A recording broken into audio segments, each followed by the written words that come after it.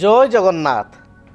मु ज्योतिर्विद डॉक्टर भवानी शंकर महापात्र आपण मानकु आजिर राशिफल कार्यक्रम को स्वागत जनाऊँगी।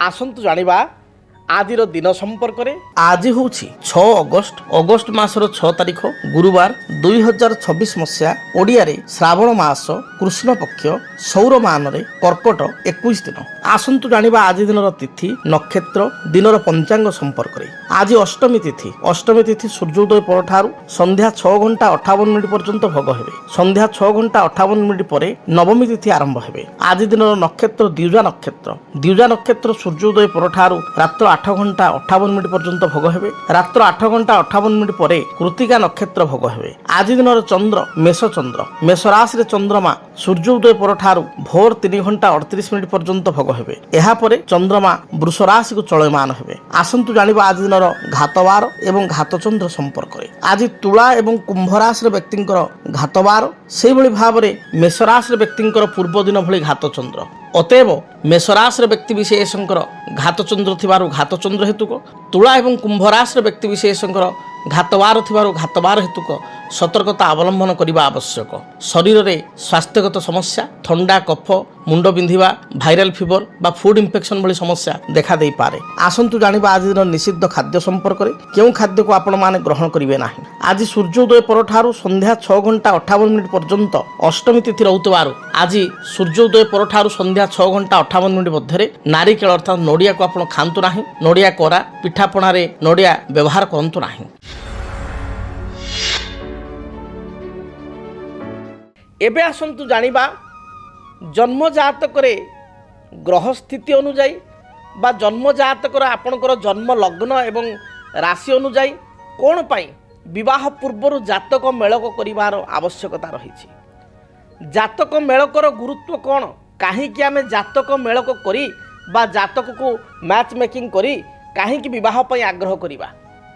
देखंतु विवाहर जदि आमे आक्षरिक अर्थ देखिबा बि अर्थ विशेषण विशेष रूपे अतिवाह समेव विवाह अर्थात गोटे तोले व्यक्ति विशेष गोटे पुओ बा झियो भाई भौणी संपर्क रे बंधा, पुओ झियो पिता माता सहित तार संपर्क रे बंधा, घरे आपणकर बड़ भाई अछंती भौणी अछंती पिता अछंती माता अछंती दादा अछंती खुड़ी अछंती समस्त सहित पुतरा झियारी समस्त सहित गोटे संपर्क रे आपण बंधा पारिवारिक संपर्क रे।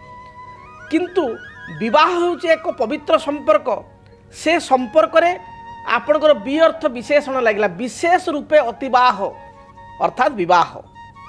जहाँ सहित आपण जहाँ को विवाह करिवे जहाँ सहित विवाह बंधन में आबद्ध हेबे ता सहित शारीरिक भाव रे मानसिक भाव रे फिजिकाली मेंटाली आपणकर सेतिक बॉन्डिंग रहिबा दरकार, सेतिक आपणक भितरे भल पाइबा रहिबा दरकार। आजिर जुगरे देखा जाउछि विवाहर अल्प दिन परे दाम्पत्य जीवन में छोट छोट कथा को नहीं स्वामी स्त्री मध्य झगड़ा होउछि, कलह होउछि, अशांति होउछि। परिवार मध्य भल पाइबा विशेषकर स्वामी स्त्री मध्य भल पाइबा रहू नाही। आपण पूर्व समय देखिए 20 वर्ष तले बा 50 वर्ष तले घरे जदि आपण पिता माँ को आपण माता को किसी कथा नहीं आकट कले कि रागिगले आपण माँ टिके एडजस्ट कर जाउथिले। आजिर समय रे स्वामी स्त्री भितर से एडजस्टमेंटा बहुत कम हो जाउछि। कारण जे सेमानक भितरे जो अतुट भल पाइबा थिला पिता माता भितरे बा आपण संपर्क भितरे मामू माई भितरे दादा खुड़ी भितरे वर्तमान देखा जाउछि आजिर समाज रे नवविवाहित दंपति मानक भितरे से जिनस रहू नाही। गीतारे गोटे कथा कहा जाइछि त्याग ही पुरुष श्रेष्ठम। जे त्यागी से होछि श्रेष्ठ पुरुष। जो जिनिसटी आपण देखिथिबे पिलादिन लक्ष्य करि आस्थिबे आपण बापा को गोटे विषय भल लागे समतु बापा को मिठा भल लागे नाही। ताले माँ को मिठा भल लगे किंतु बापा को मिठा भल लगे ना। एभली स्थिति आप देखिए माँ कौन करती बापा को जेहेतु मिठा पसंद नुह बापा को पसंद थिला बेले खाना जिनस लुणी जिनस टी तैयारी करी खाइबा दियंती। निज को मिठा भल लगुले भी खीरी भल लगुले भी से कंप्रोमाइज कर दियंती। ताही त्याग ही पुरुष श्रेष्ठम। केवल मु कहबिनी जे गोटे स्त्री कंप्रोमाइज करिवो स्वामी मध्य अनेक समय रे स्त्री को पई सेति कंप्रोमाइज करूथुले। सेठी देखिए सबुदिन बापा रही बेले बेले माँ को कथा भी रहे बेले बेले माँ को पाई बापा किसी गोटे उपहार दियंती बा ता मन किणती। तो से जो बॉन्डिंग से जो भल पाइबा से निर्णय करे जातक मेलक ऊपर एवं जातक ऊपर मध्य। যেଭଳି ଭାବରେ ଆଉ ଏକ ଛୋଟ ଉଦାହରଣ ଆପଣମାନଙ୍କୁ ଦେବି। ଆପଣ ଗୋଟେ ଟ୍ରେନ୍ର ବଗିରେ ଯାତ୍ରା କରୁଛନ୍ତି, ଧରନ୍ତୁ ଦୂର ଯାତ୍ରା କରୁଛନ୍ତି, ଆପଣ କଟକରୁ ଭୁବନେଶ୍ୱରରୁ ବା ଆପଣଙ୍କ ନିଜ ଅଞ୍ଚଳରୁ ଆପଣ ଯାତ୍ରା କଲେ ଦିଲ୍ଲୀ। ଦିଲ୍ଲୀ ଯିବା ସମୟରେ ଆପଣ ଲକ୍ଷ୍ୟ କଲେ ଆପଣଙ୍କର ଆଗ ପଛ ବାଁ ଡାହାଣରେ ଆପଣଙ୍କର 5ଟି ଫ୍ୟାମିଲି ପରିବାର ଆପଣଙ୍କ ପାଖରେ ବସିଛନ୍ତି।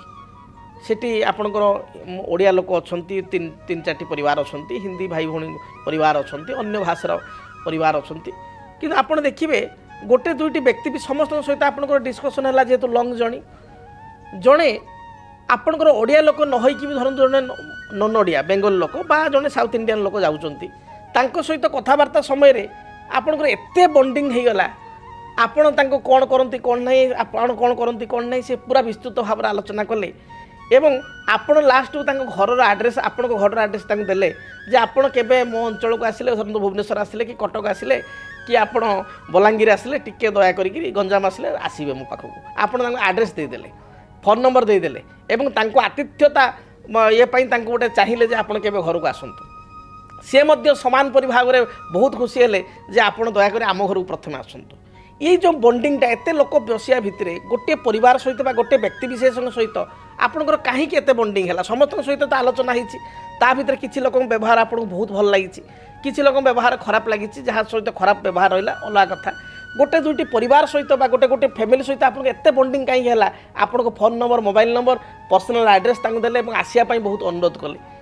তা কারণ হচ্ছে তাঁকর যে মেন্টালিটি, তাঁকর যে কথাবার্তা মেন্টালিটি, তাঁকর যে বিচারধারা এবং আপনার যে বিচারধারা, ये विचारधारा उभयक विचारधारा परस्पर को मन को पाइला, जेहेतु दुहींकर विचारधारा परस्पर मन को पाइला, तेणु आपण भाविले जो अति ये लोक बहुत भल लोक, आंक सहित गोटे संपर्क रहिले भविष्यत को भल, तेणु आपण तांको इनविटेशन टी कले।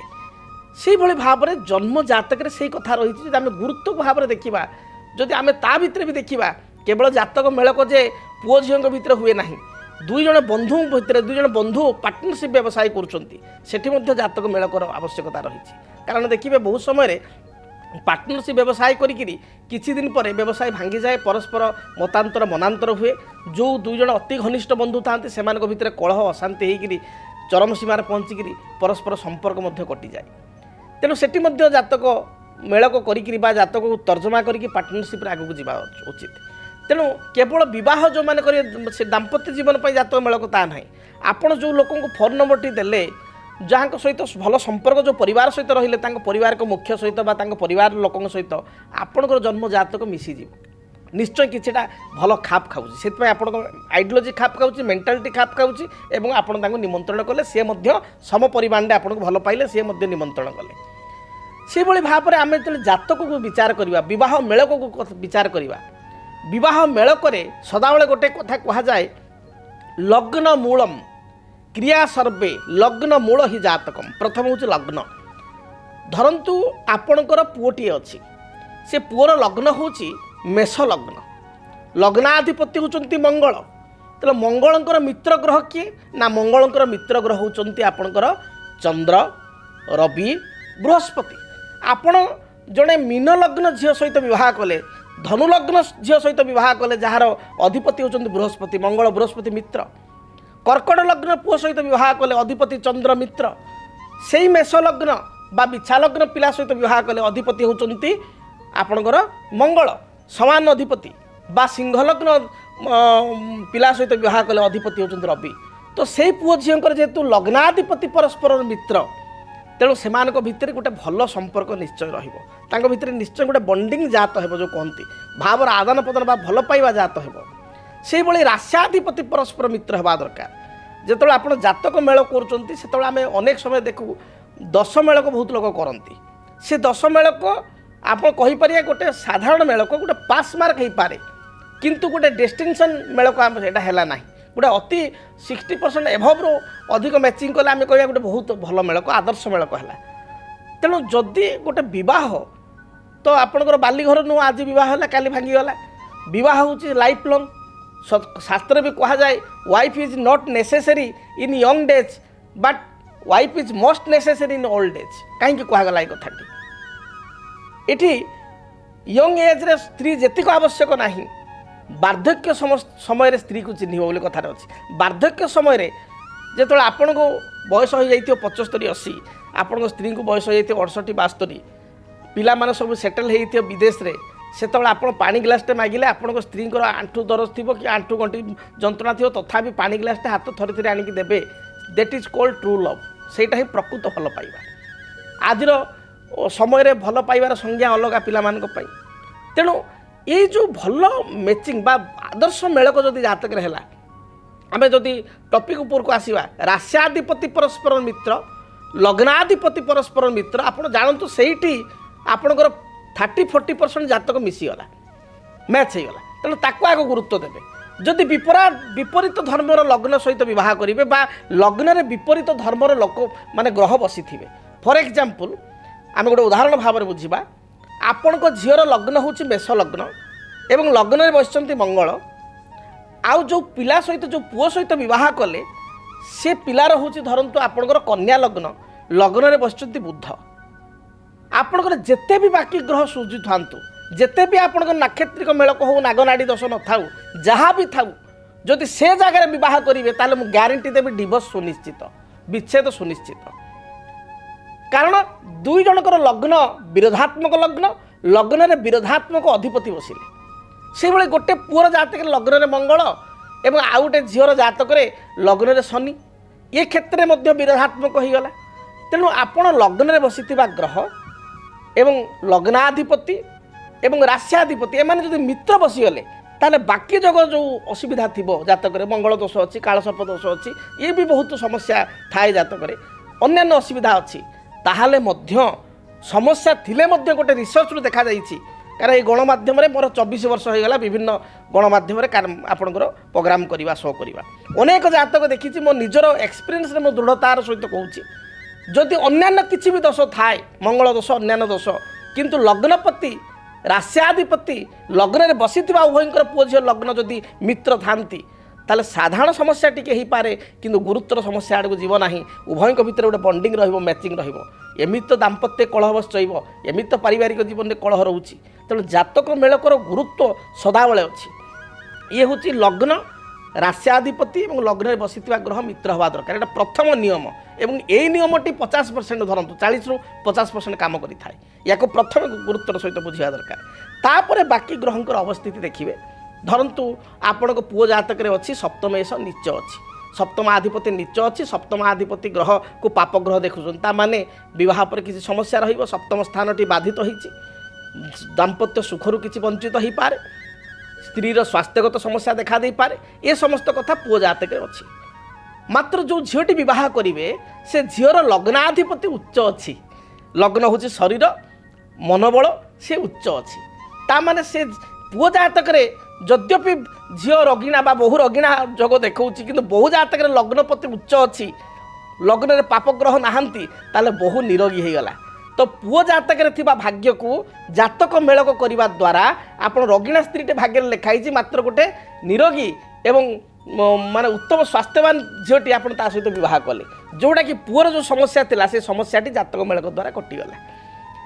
ପୁଅ ଜାତକରେ ଧରନ୍ତୁ ଅଛି ଆପଣ ଧନାଧିପତି ନୀଚ ଅଛି, ଧନର ଗ୍ରହଟି ନୀଚ ଅଛି, ତାର ଜାତକରେ ଆମେ ଦେଖିବା ଧନ ଗ୍ରହ ନୀଚ ହେଲେ ବା ଧନାଧିପତି ଲାଭାଧିପତି ନୀଚ, ବୃହସ୍ପତି ଦୁର୍ବଳ, କିନ୍ତୁ ଯେଉଁ ବହୁଟି ଆପଣ କଲେ ଜାତକ ମେଳକ କରିକିରି ସେ ବହୁର ଧନାଧିପତି ଗ୍ରହ ଉଚ୍ଚ, ମିତ୍ର ଗୃହସ୍ଥ, ଧନକାରକ ଗୁରୁ ସହିତ ଯୁକ୍ତ ବା ବୃହସ୍ପତି ଜାତକରେ ଉଚ୍ଚସ୍ଥ ଏବଂ ବୃହସ୍ପତି ଯୋଗକାରକ ସେ ଲଗ୍ନ ପାଇଁ, ସେ ଝିଅର ଧରନ୍ତୁ ଲଗ୍ନ ମେଷ ଲଗ୍ନ ବା କର୍କଟ ଲଗ୍ନ ବା ଆପଣଙ୍କର ଧନୁ ଲଗ୍ନ ମୀନ ଲଗ୍ନ, ଏପରି ସ୍ଥିତିରେ ପୁଅ ଜାତକରେ ଆର୍ଥିକ ସ୍ଥିତି ଦୁର୍ବଳ ଥିଲେ ମଧ୍ୟ ବହୁ ପାଇଁକା ଆପଣଙ୍କ ପୁଅର ଆର୍ଥିକ ସ୍ଥିତି ବହୁତ ମଜବୁତ ହେଇଯିବ। ତେଣୁ ଜାତକ ମେଳକ ପରମ୍ପରା କାହିଁକି ଶାସ୍ତ୍ର ବହୁ ଯୁଗ ଆରମ୍ଭରୁ କାହିଁକି ରହିଛି, ଯେ ଜାତକ ମେଳକ କଲେ ଆମ ପୁଅ ପାଖରେ ଯଦି କିଛି ଦୁର୍ବଳତା ରହିଛି ତାହେଲେ ଆମେ ସେ ଦୁର୍ବଳତା ଅନ୍ୟ ଝିଅ ପାଖରେ ସେ ଦୁର୍ବଳତାକୁ କାଟିଦେଲେ, ତା ସେ ଗ୍ରହଗୁଡ଼ିକ ଯଦି ଉଚ୍ଚ ଥିବେ ସେ ଦୋଷଟି ବା ସେ ଦୋଷଟି ମାଫ ହେଇଯିବ। ଉଭୟଙ୍କ ଭିତରେ ଗୋଟେ ଅଣ୍ଡରଷ୍ଟାଣ୍ଡିଂ ମ୍ୟାଚ୍ ରହିବ, ଉଭୟଙ୍କ ଭିତରେ ସମ୍ପର୍କ ଭଲ ରହିବ। ଆମ ପୁଅ ଜାତକରେ ଯେଉଁ ଦୁର୍ବଳତା ରହିଛି ଯଦି ଝିଅ ପାଖରେ ସେ ଦୁର୍ବଳତା ନଥିବ ଏବଂ ସେ ଗ୍ରହଗୁଡ଼ିକ ଉଚ୍ଚ ହୋଇଥିବେ ତାହେଲେ ସେ ମ୍ୟାନେଜେବଲ୍ ହେଇଯିବ। ଆପଣ ଗୋଟେ କଥା ଶୁଣିକି ଆଶ୍ଚର୍ଯ୍ୟ ହେବେ, ଶେଷରେ କହିବି ଏଇଟା ତ ଆପଣ ଜାଣିଛନ୍ତି, ଆପଣମାନେ ସୃଷ୍ଟିର ପ୍ରତ୍ୟେକ ଜିନିଷ କାଲକୁଲେସନରେ ଚାଲେ, ପ୍ରତ୍ୟେକ ଜିନିଷ H2O ଆପଣଙ୍କର ଦୁଇଟା ହାଇଡ୍ରୋଜେନ୍ ଏବଂ ଗୋଟେ ଅକ୍ସିଜେନ୍, ତେଣୁ ସବୁ ଜିନିଷର ଗୋଟେ କାଲକୁଲେସନ୍ ଅଛି। ଯଦି ଆପଣଙ୍କ ଝିଅ ଜାତକରେ ବା ଆପଣଙ୍କ ପୁଅ ଜାତକରେ କିଛିଟା ଜିନିଷ ଦୋଷ ଅଛି। ଜାତକ ମେଳକ କରିବା ଦ୍ୱାରା ସାମ୍ନା ଲୋକର ସେ ଦୋଷଟା ଯଦି ନଥିବ ଏବଂ ସେ ଗ୍ରହଗୁଡ଼ା ଯଦି ଉଚ୍ଚ ଥିବେ ତାହେଲେ ଖଣ୍ଡନ ହୋଇଥାଏ। ସେଥିପାଇଁ ଜାତକ ମେଳକକୁ ସଦାବେଳେ ଗୁରୁତ୍ୱ ଦିଆଯାଇଛି। ତେଣୁ ଏ ବିଷୟରେ ତ କେବେ ଆମେ ବିସ୍ତୃତ ଭାବରେ ମଧ୍ୟ ଆଲୋଚନା କରିବା, କିନ୍ତୁ ମୌଖିକ କଥା ମୁଁ ଆପଣଙ୍କୁ କହିଲି ବା ସଂକ୍ଷେପରେ ଆପଣଙ୍କୁ କହିଲି ଯେ ରାଶ୍ୟାଧିପତି ଲଗ୍ନାଧିପତି ଏବଂ ଲଗ୍ନରେ ବସିଥିବା ଉଭୟଙ୍କର ପତି ପତ୍ନୀଙ୍କର ଗ୍ରହ ଯଦି ମିତ୍ର ଥିବେ ତାହେଲେ ଆପଣ ଜାଣିବେ ଯେତେ ବି ଜୀବନରେ ବାଧା ଆସୁ ସ୍ୱାମୀ ସ୍ତ୍ରୀ ଅଲଗା ହେବେ ନାହିଁ ଏବଂ ସ୍ୱାମୀ ସ୍ତ୍ରୀଙ୍କ ଭିତରେ ବଣ୍ଡିଂ ରହିବ। ଯଦି ଆପଣଙ୍କ ଜୀବନରେ ବ୍ୟକ୍ତିଗତ ପାରିବାରିକ ସମସ୍ୟା, କର୍ମକ୍ଷେତ୍ର ନିଯୁକ୍ତି, ବୈବାହିକ ସମସ୍ୟା, ବାସ୍ତୁଦୋଷ ଏବଂ ମାଲି ମକଦ୍ଦମା ଆଦି ସମସ୍ୟା ଥାଏ ତାହେଲେ ସମସ୍ୟାର ସମାଧାନ ଓ ପରାମର୍ଶ ପାଇଁ ଆମକୁ ଯୋଗାଯୋଗ କରନ୍ତୁ। ଜ୍ୟୋତିର୍ବିଦ doctor Bhabani Shankar Mahapatra, Budheswari colony, plot number 26, Bhubaneswar. Phone number 9776833302 9439444924। ଆମର ୱେବସାଇଟ୍ www.srijagannathastro.com। ଏବେ ଆସନ୍ତୁ ଜାଣିବା ମେଷ ଠାରୁ ମୀନ ପର୍ଯ୍ୟନ୍ତ ଆପଣମାନଙ୍କ ପାଇଁ ଆଜି ଦିନଟି କିପରି କଟିବ ସେ ସମ୍ପର୍କରେ। ମେଷ ରାଶି,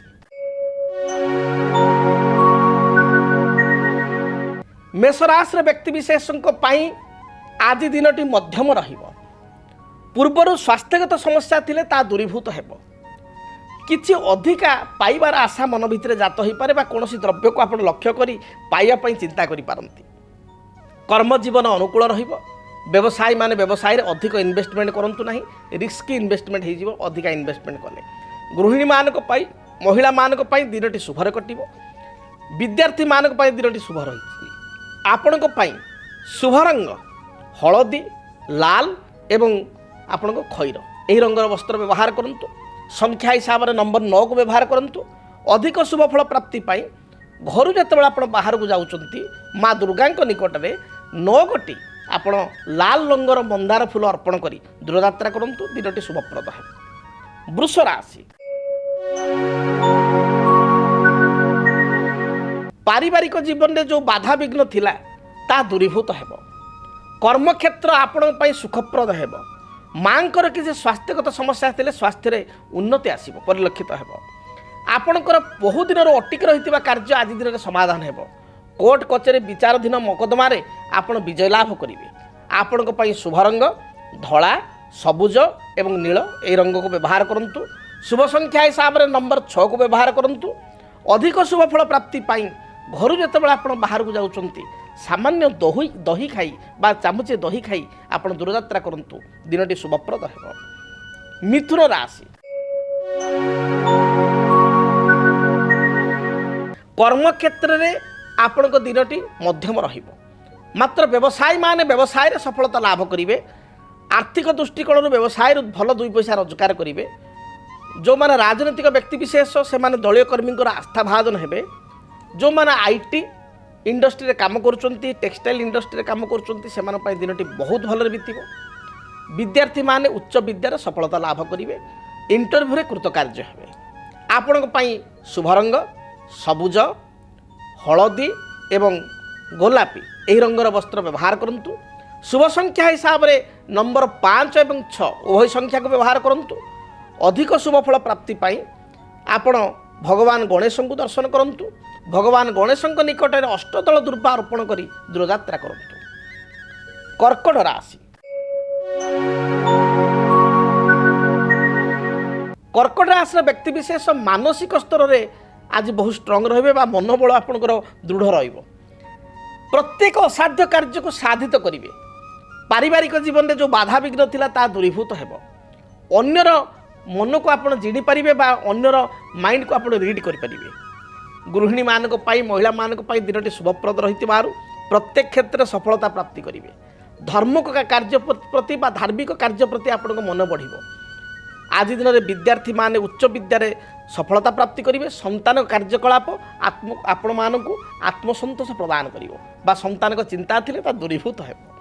ଶୁଭ ରଙ୍ଗ ହିସାବରେ ହଳଦୀ, ଧଳା ଏବଂ କମଳା ରଙ୍ଗର ବସ୍ତ୍ର ବ୍ୟବହାର କରନ୍ତୁ। ସଂଖ୍ୟା ହିସାବରେ ନମ୍ବର 2କୁ ବ୍ୟବହାର କରନ୍ତୁ। ଅଧିକ ଶୁଭ ଫଳ ପ୍ରାପ୍ତି କରିବା ପାଇଁ ଆପଣ ଦେବାଧିଦେବ ମହାଦେବଙ୍କୁ ଦର୍ଶନ କରନ୍ତୁ। महादेव लिंगरे बा शिवलिंगरे किसी क्षीर में मिश्री मिलाई अर्पण करंतु दिनटी शुभप्रद है। सिंह राशि पूर्वर किसी आर्थिक समस्या थिले ताहा आज दूरीभूत है। आर्थिक दृष्टिकोण दिनटी लाभप्रद रहिबो। बकिया थिबा अर्थ राशि आज आपण पाई परिबे। बैंक बीमा फाइनान्स इंश्योरेंस क्षेत्र में किसी ऋण पर आवेदन करते ऋणग्रस्त आपण ऋण आप मंजूर हो। जो माने सरकारी क्षेत्र में काम कर सरकारी कर्मजीवी अच्छा से दिनटी बहुत भल कटो। महिला मानक दिनटी नूतन सुजोग बा अपरच्युनिटी आनीदेव। आपण शुभ रंग लाल हलदी एवं आपणकर खैर यही रंगर वस्त्र व्यवहार करूँ। शुभ संख्या हिसाब से नंबर 1 को व्यवहार करूँ।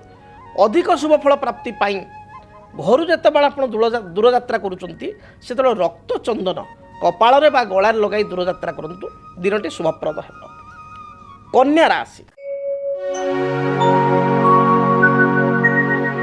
पारिवारिक जीवन सुखप्रद है।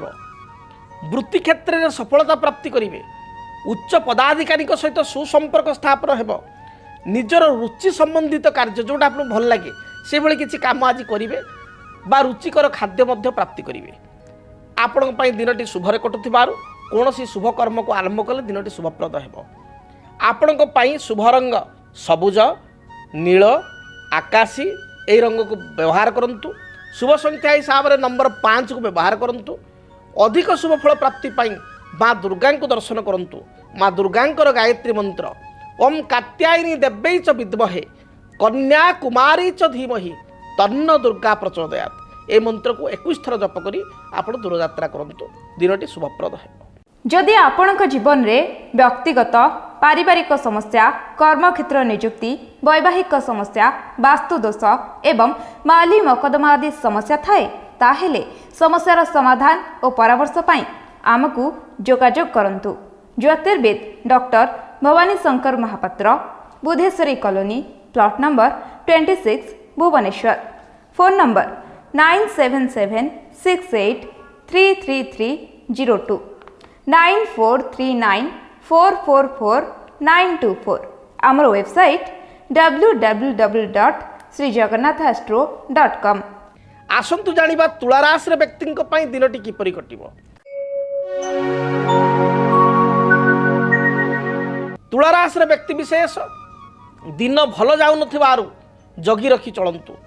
शारीरिक बाधा स्वास्थ्यगत समस्या देखा दे पारे। निज अति आपणार लोक बा अंतरंग लोक आपण सहित छलना करि पारे जगी रखी चलंतु। शरीर रे अंटा पिठी मेरुदंड जंत्रणा स्किन एलर्जी महिला मानकर पेट जनित समस्या देखा दे पारे। विद्यार्थी मानक पई दिनटी भल जाऊ नथिबारु अधिक परिश्रम करिया पई पड़िबो। प्रतियोगितामूलक परीक्षा थिले प्रॉपर्ली प्रिपेयर होकर आपको जावाक पड़ो। शुभ रंग आपण धला सबुज गोलापी यही रंगर वस्त्र व्यवहार करंतु। अधिक शुभ फल प्राप्ति आपण गोमातार सेवा करंतु। धला गाई को आपण किसी घास बा घास बदल किसी शाग बिड़ा खाइबा को दियंतु दिनटी शुभप्रद है। बिच्छा राशि पूर्वर अधा अधूरा अटिकी रही कार्य को आज दिन आरंभ करंतु। देखिए निश्चय ता कंप्लीट हो पूर्णांग हो। पारिवारिक जीवन सुखप्रद है। भाई भौणी मध्य उत्तम संपर्क बा भाई भाई मध्य उत्तम संपर्क देखादेव। भाई बा भौणी साहाय्य उपहार प्राप्ति करेंगे। घर को विवाह व्रतादि मांगलिक कार्य किसी इनभाइटेशन कार्ड आपको आसीपे बा निमंत्रण पत्र आसीपे। दाम्पत्य जीवन सुखप्रद है। विद्यार्थी मानक महिला मानक दिनटी भल बीतब। शुभ रंग हिसाब से हलदी लाल एवं गोलापी रंग को व्यवहार करंतु। शुभ संख्या हिसाब से 3 9 को व्यवहार करंतु। अधिक शुभ फल प्राप्ति हनुमान को दर्शन करंतु। हनुमान को निकट में आपण किछि अपराजिता फूल बा विशेषकर 7टी नील अपराजिता फूल अर्पण करी दूरयात्रा करंतु शुभ फल प्राप्ति करेंगे। धनु राशि दिनटी आपण अत्यंत शुभप्रद रहिबो। जहाँ बाधा विघ्न पूर्वर थिला ता दूरीभूत है। कर्मक्षेत्र मार्ग प्रशस्त है। उच्च पदाधिकारी मन जिणी पारे। आज दिन में सहकर्मी ठारू साहाय्य सहयोग प्राप्ति करेंगे। व्यवसायी माने व्यावसायिक सफलता लाभ करेंगे। जो माने कर्मजीवी महिला बा गृहिणी से निज दक्षता को प्रतिपादित करी आज अन्य मान ठारू प्रशंसित हेबे। विद्यार्थी मान दिन भल जाऊँ पढ़ापढ़ी शुभफल प्राप्ति करेंगे। कौन कार्य अधार अटकी थे आज आप आरंभ करूँ निश्चय शुभफल प्राप्ति करेंगे जेकोसी नूतन कर्म को आरंभ करूँ अयम आरंभ शुभ रही। शुभ रंग हलदी आपणकर लाल एवं खैर यही रंगर वस्त्र व्यवहार करूँ। संख्या हिसाब से नंबर 3 को व्यवहार करूँ। शुभता प्राप्ति अधिक शुभफल प्राप्ति आज दिन में आपण महादेवंकर गायत्री मंत्र ओम तत्पुरुषाय विद्महे महादेवाय धीमहि तन्न रुद्र प्रचोदयात् यह मंत्र को 11 थर जप कर दूरयात्रा करूँ दिनटी शुभप्रद है। मकर राशि व्यक्ति दिनटी किपरि कटिब से संपर्क जानिबा। मकर राशि मकर राशि व्यक्ति दिनटी शुभप्रद रही। आज दिन में कौन अर्थ आप प्राप्ति करेंगे। उपहार सूत्र में किसी द्रव्य मिल पार आपण को। विवाह व्रत मांगलिक कार्य आप योगदान करेंगे। निज अंतर कथा आपण अन्य मान पाखे शेयर करने सुजोग पाइबे बा अति आपणा लोकों सहित शेयर करेंगे। जो माने विद्यार्थी लेखा पढ़ार शुभफल प्राप्ति करेंगे। पारिवारिक जीवन गृहस्थ जीवन शुभप्रद रहिबो। आपण दिन भल जाऊँ जेकोसी शुभ कार्य विशेषकर मांगलिक कार्य बा धार्मिक कार्यर आरंभ करूँ दिनटी शुभप्रद है। शुभ रंग हिसाब से सबुज आपणकर बटर कलर बा लहुणी कलर बा घीओ कलर आम कहीपर घीओ कलर एवं खैर कलर रंग को व्यवहार करूँ वस्त्र व्यवहार करूँ। संख्या हिसाब से नंबर 6 और 8 को व्यवहार करूँ। अधिक शुभफल प्राप्ति काली गाईर सेवा जत्न नियंतु। कौन काली गाई को घास बा घास सहित सामान्य गुड़ मिसाई खाइबा को दियंतु दिनटी शुभप्रद है। कुंभ राशि आपणकर स्वास्थ्यगत समस्या दिनटे देखादेव। गुप्त शत्रुंक जो मन विचलित हो अन्य को साहाय्य करी निजे पस्ताइबा पड़ पारे। आज दिन में जगी रखी चलतु विशेषकर जानवाहन दुर्घटना थिबारु जगी रखी चलतु। जोरे गाड़ी मोटर चालना करंतु ना। दाम्पत्य जीवन में साधारण कथा को नहीं कलह अशांति देखा दे पारे जगी रखी चलतु। शुभ रंग हिसाब से सबुज आपणकर बैगणी एवं खैर रंग को व्यवहार करूँ। संख्या हिसाब से नंबर 8 व्यवहार करूँ। अधिक शुभफल प्राप्ति हनुमान चालीसा पाठ करी घर दूर को जातु दूर स्थान को जातु जहाँ भी रिष्ट रही खंडित है। मीन राशि दिनटी आपण शुभप्रद रहिबो। धार्मिक कार्य मांगलिक कार्य प्रति मनोनिवेश करेंगे। गाँव में किंबा आपणकर सोसाइटी रे किसी काम को नहीं आप नेतृत्व नहीं पारती आगभर हो पारती। पारिवारिक जीवन सुखप्रद हो। थंडा पित्त बात आदि समस्या थिले तार समाधान हो। गृहिणी मानक दिनटी भल जाऊँ कौन नूतन कार्य को आरंभ कले शुभप्रद पाइबे शुभफल प्राप्ति करेंगे। अन्य मानक ठार प्रशंसा पाइबे। राजनीतिक व्यक्तिविशेष सामान्य चिंतार दिनटी को अतिबाहित करें। आपण शुभ रंग हलदी आपणकर गोलापी लाल एवं खैर ए रंगर वस्त्र व्यवहार करूँ। शुभ संख्या हिसाब से 1 और 3 को व्यवहार करूँ। अधिक शुभफल पाइबापी आपण चंदन रे किसी केसर मिसाई ताको घरी कपाल रे बा गळारे लगाई तिलक करी दूरयात्रा करूँ दिनटी शुभप्रद है। जदि आपणक जीवन रे व्यक्तिगत पारिवारिक समस्या कर्मक्षेत्र नियुक्ति वैवाहिक समस्या वास्तुदोष एवं माली मकदमा आदि समस्या थाए ताहेले समस्यार समाधान और परामर्श पाई आमको जोगाजोग करंतु। ज्योतिर्विद doctor Bhabani Shankar Mahapatra Budheswari colony plot number 26 Bhubaneswar. Phone number 9776833302 9439444924। आमर वेबसाइट www.srijagannathastro.com।